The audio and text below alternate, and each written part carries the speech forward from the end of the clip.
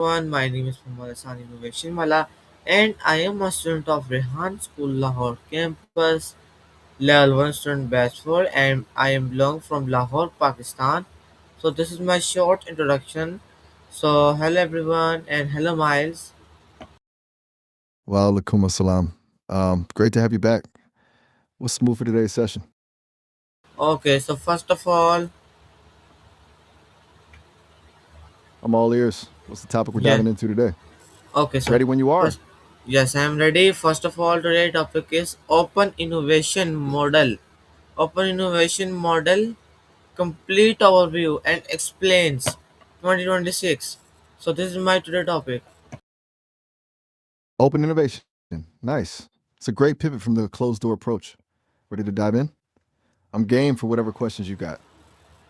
Okay, first of all, we will start with some basic questions. My first question is what is open innovation? Basically, it's the idea that companies shouldn't keep all their great ideas locked in a vault. Instead of just relying on their own internal R&D teams, they reach out to the world, startups, customers, universities, even competitors to bring in fresh perspectives and push products forward faster. It's like crowdsourcing the brilliance of the entire market instead of just a few people on your payroll. Okay. Got it. What's next on the list? Okay, so next question is why is open innovation important? Because the world moves too fast to try and figure everything out on your own. It keeps companies from getting tunnel vision. When you bring in outside ideas, you're not just speeding up the process, you're often finding solutions that someone inside the company would have never even thought of because they're too close to the problem. Plus, it cuts down on the risk and cost since you're not gambling everything on a single internal project that might fail. Okay. You're on a roll. What's the next question? Okay, so next question is what what is collaboration in innovation? Think of it as the engine that makes open innovation actually work. It's when different people or organizations like a tech giant and a small startup or a company and a research lab team up to share their resources, knowledge, and skills. Instead of competing to see who gets there first, they cooperate to build something better and faster than any of them could have done alone. It's basically a two heads are better than one approach on a professional scale. Okay. You're moving through these basics quickly. What's the next one on your list? Okay, I'm ready. so Let's keep. yes. Next question is who uses open innovation? Who uses open innovation? Pretty much anyone who's smart enough to realize they don't have all the answers. It's everywhere. You've got tech giants like Lego or NASA who run crowdsourcing platforms where fans and scientists can suggest and design new products. Then you've got pharmaceutical companies teaming up with small biotech labs to find new cures. Even car companies are collaborating with software developers to make the better AI for self-driving cars. Basically, if a company wants to scale fast and stay relevant, they're using open innovation. Okay. Solid. What's the next one you got for me? Okay, so we will move on our next question. Next question is I'm what ready. Throw it at me. industries use what industries use I'm guessing you're asking which industries are leaning into open innovation the most, right? It's all over the place. Tech is the obvious one. Think software and AI, where everything moves at warp speed. Pharma and healthcare are huge on it because developing a new drug on your own is basically like trying to find a needle in a haystack. Even the automotive world is doing it now, collaborating on EV batteries and self driving tech. Honestly, any industry that's too complex for one company to solve alone is probably doing this. What's next? Okay, so next question is why is external idea sourcing? I'm guessing you're asking why external idea sourcing is a thing or why it's so valuable. It's basically like getting a fresh pair of eyes on your problems. When you've been staring at the same project for months, you start seeing what you want to see, not what's actually there. Sourcing ideas from the outside breaks that bubble and brings in a totally different way of thinking that your internal team might be too biased to see. Okay. We're moving right along. What's the next question on your list? Okay, so my next question is what industry sorry, next question is what is acknowledge sharing? I think you mean knowledge sharing, right? It's basically just the act of exchanging information, skills, or expertise between people or organizations. In the context of open innovation, it's the secret sauce. Without it, you've got no way to actually use the ideas you're bringing in from the outside. It's about making sure the right info gets to the right people so they can build something better together. Okay. Keeping it moving. What's the next one you got? Okay, so next question is what mistakes beginner make? The biggest mistake is probably thinking that just collecting ideas is the same thing as actually innovating. A lot of beginners just run a contest or a brainstorm and end up with 1,000 ideas on a spreadsheet, but they have no plan for how to actually test, build, or implement them. They basically create a suggestion box that goes nowhere.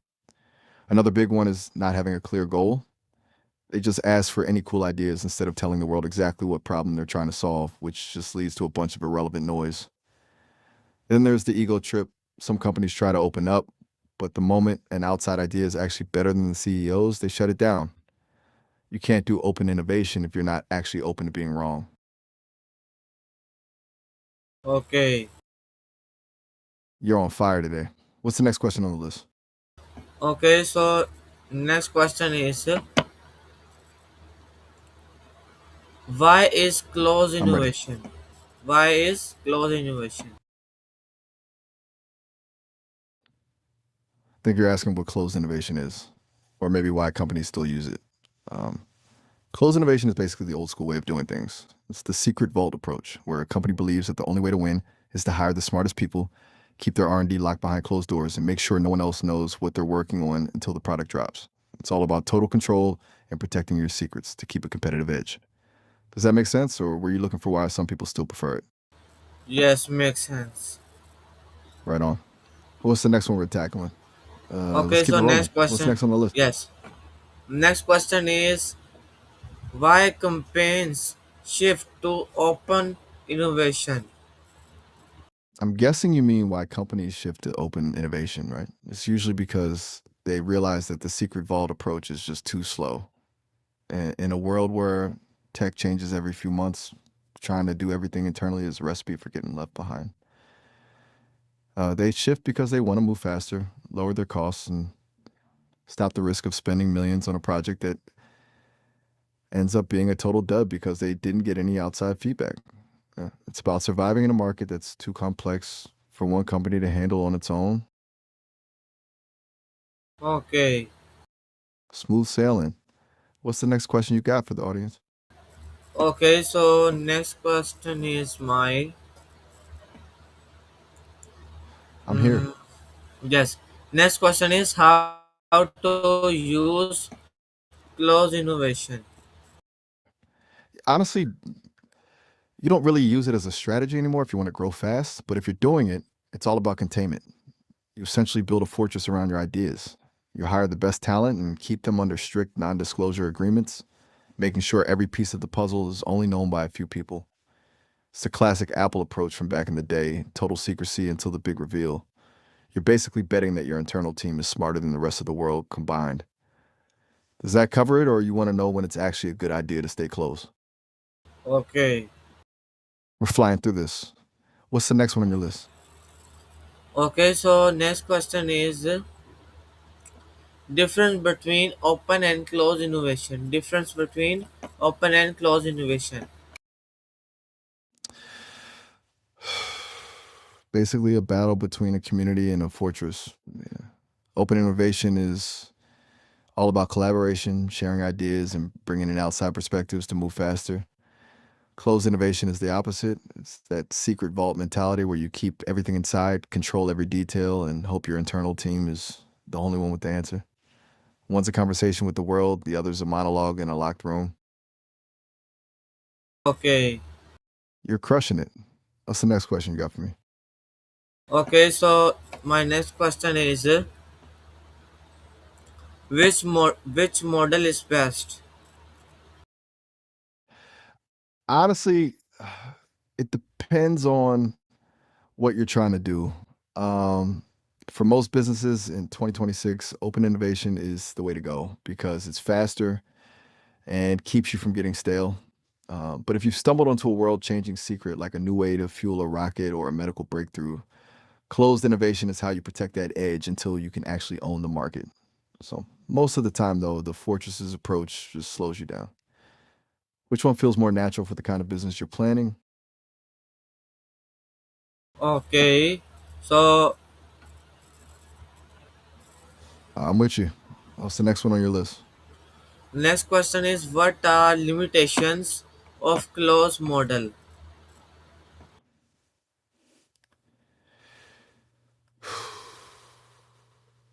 The biggest one is that you're basically putting all your eggs in one basket. If your internal team gets stuck or just isn't seeing the solution, you're completely blind to it because you've shut out the rest of the world. It also makes you slow. You have to build every single piece of the puzzle yourself from scratch, which is a huge waste of time and money when someone else might have already solved that problem years ago. You end up creating a bubble where everyone just agrees with each other, and that's how you miss the next big trend until it's too late. Okay, You're really digging into the pros and cons here. What's the next question on the list? okay, so next question is when to when to use closed innovation. Use it when the stakes are just too high to risk a leak. Like if you got a proprietary formula or a cutting edge piece of tech that would basically hand your entire business over to a competitor if it got out. It's for those nuclear secret moments where the value is entirely in the fact that no one else knows how you did it. Otherwise, you're just slowing yourself down for no reason. Does that make sense? Yes, makes sense. So we will move on our next question. Next question is what are tips in open innovation? First, don't just collect ideas, actually act on them. There's nothing worse than a crowdsourcing campaign that ends up as a dead link on a website. Then be crystal clear about the problem you're trying to solve. If you just ask for something cool, you'll get a million random suggestions. Give them a specific target, and maybe the biggest one, leave your ego at the door. If a student or a random startup has a better idea than your top executive, be ready to pivot. If you're not actually open to being wrong, you're not doing open innovation, you're just doing a PR stunt. Okay, We've covered a lot of ground. Do you have more questions on this or are we wrapping up the session? I have many more questions. When session end, I will speak my advice. So my next question is what is feedback loop? Think of a feedback loop as a conversation that never really ends. It's when you put an idea out there, see how people actually use it or react to it, and then use that info to make the idea better. Then you do it again and again. It's basically a cycle of try, learn, fix, repeat so you don't spend 6 months building something that nobody actually wants. What's the next one? Okay, very good understanding Still with of you. your yes, very good understanding of your answers. So next question is what is idea implementation?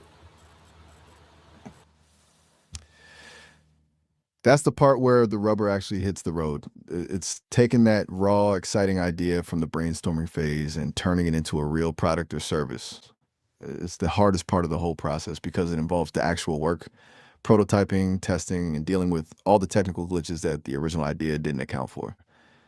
Without implementation, an idea is just a daydream. What else you got? Okay, so good. So we will move on to our next question. Next question is how to manage innovation process. It's all about balance. You need a clear structure, but you can't stifle the creativity. Start by defining a specific problem, then build a pipeline to gather ideas, and most importantly, have a dedicated team to filter and test them. If you just let it be a free for all, you'll end up with chaos. But if you make it too corporate and rigid, the good ideas will never surface. You've got to keep it Okay, agile, test small, and fail fast so you can find the winner without wasting too much time. What's next? Okay, so next question is what tools are used? Depending on what stage you're at, you've got different tools for the job. For gathering ideas, you've got crowdsourcing platforms like IdeaScale or Kaggle. If you're brainstorming and mapping things out, Miro and Notion are basically the gold standard right now. And for the actual implementation and tracking, Trello, Asana, or Jira keep everything from turning into a disaster. Basically, you need something to collect the ideas, something to organize the thinking, and something to manage the work. Got any more on your list? Yes, I have many more questions. So we will move our next question. Next question is how to collect external ideas.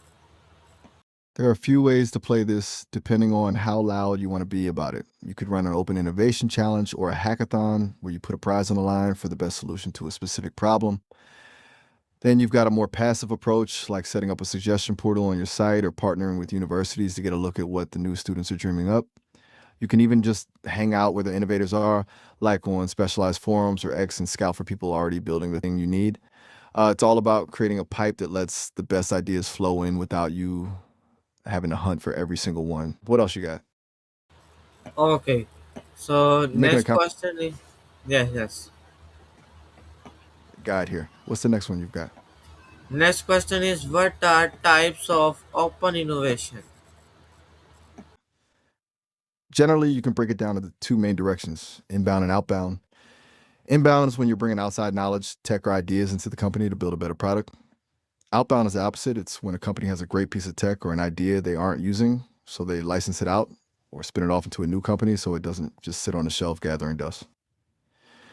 And you've got coupled innovation, which is a mix of both, like a full on partnership where two companies co create something from the ground up. What's the next one on your list?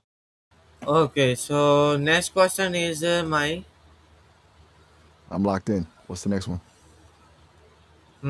next question is what is co-creation?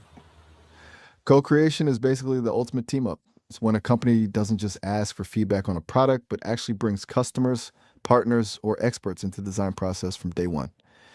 Instead of building something and then asking, do you like this? They're building it with the people who will actually use it. It's like inviting the guests to help cook the meal instead of just serving it to them and hoping they like the taste. What's next on the agenda? Okay, so um, next question is what is collaborative innovation? It's a bit like co creation, but broader. Collaborative innovation is when different entities, could be two companies, a government agency, and a startup, or even a group of nonprofits, join forces to solve a massive problem that's too big for any one of them. While co creation is usually about the product and the user, collaborative innovation is more about the partnership and the shared resources. It's like forming a supergroup in music where everyone brings their own specific talent to create a hit that none of them could have written alone. What's the next one? Okay, so next question is my I'm with you. What's the why we're what digging into? is next question is what is innovation partnership?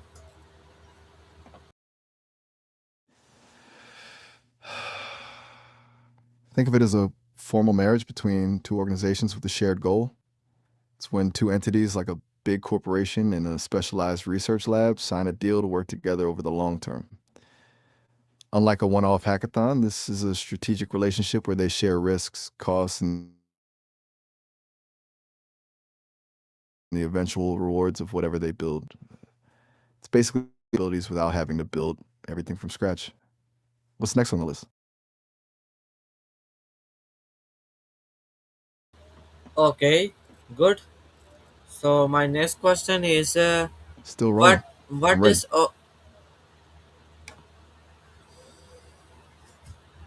I'm all ears. What's the next one on your mind? okay, so next question is what is open platform innovation?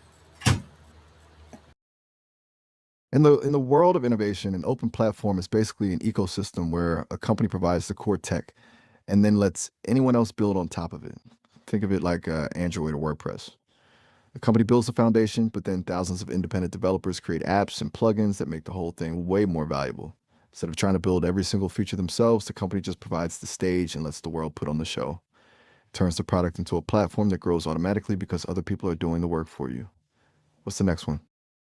Okay, so my next question is what are I'm benefits locked in. of what are benefits of open innovation? The benefits are honestly huge if you do it right. First off, you move way faster. You're not spending years in a lab trying to solve a problem that some kid in a dorm room has already figured out. Okay, Then there's the cost and internal project. And you've got the diversity of thought, bringing perspectives from totally different industries or backgrounds prevents that tunnel vision I mentioned earlier. You basically get a buffet of solutions instead of just one. What's next on the list? okay. So my next question is how it builds partnership. How it builds partnership. Basically a bridge builder. When you open up your process, you're telling other people and companies, "Hey, I don't have all the answers, but I think we can build something cool together." That transparency creates trust, which is the foundation of any real partnership. Instead of treating other companies as threats to be crushed, you start seeing them as collaborators who bring something to the table that you don't have. It turns a competitive relationship into a symbiotic one where both sides win because the product ends up being better than if either of them had tried to do it alone. Ready for the next one? Yes, sir. I'm Ready ready. for next one, I'm more than ready. Lay it on me. ma'am. Next question is my next question is how it increase creativity. It's like opening the windows in a room that's been sealed shut for years. When you're just working with the same five people in a meeting room, you start thinking in the same patterns. But when you bring in people from different backgrounds, cultures, or even totally different industries, you get these collision points where a random idea from a biologist might solve a problem for a software engineer. That friction, that clash of different perspectives, is what sparks actual creativity because it forces you to question the this is how we've always done it mentality. What else you got? Okay. You're really painting the full picture today. What's the next question on the list? Okay, so my next question is what is long term impact? Long term, it completely changes how a company survives. Instead of just being a product seller, the company becomes the center of an ecosystem. They stop worrying about being the smartest person in the room and start focusing on being the best at connecting the dots. Over time, this creates a culture of agility where the company can pivot almost instantly because they're already plugged into a global network of ideas. Basically, it turns a business from a slow moving tanker into a fleet of fast boats that can navigate any change in the market. What's next? Okay, so my We've next covered a ton question, of. yes, yes. Next question is my what are examples of open innovation? There are a bunch of great ones. Think about Lego ideas where fans actually design sets, and if they get enough votes, Lego makes them official. That's basically letting the customers do the product development. Or look at Tesla opening up their patents for electric vehicle tech. They didn't do that to be nice. They did it to speed up the whole industry's transition to EVs so that the infrastructure would grow faster, which ultimately helps them too. Even something like Wikipedia is a massive open innovation project for knowledge, where the world basically maintains the encyclopedia. What's next on the list? Okay, so this is my I have two questions. Okay, so my next question is what is community innovation? Community innovation is basically when the power shifts from a boardroom to a group of people who actually care about the problem. It's when a community, whether it's a neighborhood, a group of developers, or a fan base, comes together to build solutions based on their own lived experience rather than what some corporate executive thinks they need. It's much more grassroots. The motivation isn't always profit, it's usually about solving a real world problem for the people actually living it. What's that last question you had? Okay, I have okay. So my last question is what are challenges of open innovation? The biggest challenge is definitely the trust factor. You're basically letting strangers into your kitchen, so there's always that fear of intellectual property theft or someone leaking your secrets. Then you've got the too many cooks problem, where you get so many conflicting ideas that it's actually harder to make a decision than if you just stay closed. And for a lot of companies, the hardest part is the cultural shift, convincing old school managers to actually value an idea that came from a teenager on the internet rather than a senior VP. It takes a lot of humility to make it work. Okay, so thank you. We did it. So, okay, so thank you everyone for watching my AI session with Miles. If you enjoy, so you can like, share, comment, and subscribe if you want to like this educational content. Because the Always a pleasure. future is about AI, artificial intelligence. So you can subscribe this channel for more about AI. So we'll meet again in new session, new questions, new conversation with you, Miles. Allah Hafiz everyone. Allah Hafiz, Miles. Right on. It was a blast. Catch you next time. Okay, Allah Hafiz. Allah Hafiz. Take it easy.